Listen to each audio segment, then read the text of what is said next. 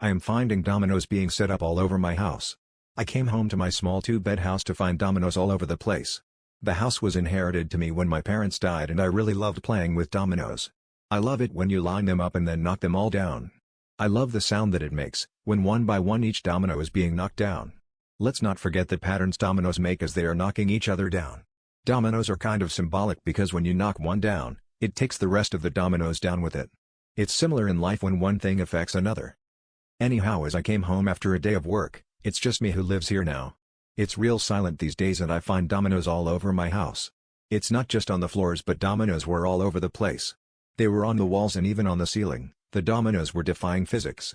When I knocked one domino down it set off knocking all of the dominoes down. It was wonderful to see and it followed through in order.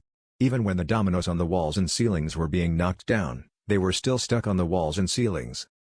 Then when all of the dominoes were knocked down, the dominoes stuck on the walls and ceilings came crashing down to the floor. It was a strange sight to see but it was amazing. The sound that it makes when they are all being knocked down, it's soothing. So every day when I come home from work, I would find these dominoes lined up all over the house. I would also find them lined up in impossible places where they are defying physics and I live alone. Even though it was weird I was enjoying it all. Then I wanted to show my friend about Defy and I took him to my home after work.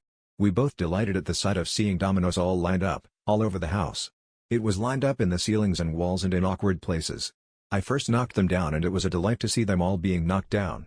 Then when the dominoes followed through into the food cupboard in the kitchen, it stopped. There was no light in the food cupboard kitchen, and so when my friend stepped into the kitchen cupboard, he screamed and his whole body fell to the floor. Then the dominoes started knocking each other down again in order. I didn't touch my friend's body as I was scared.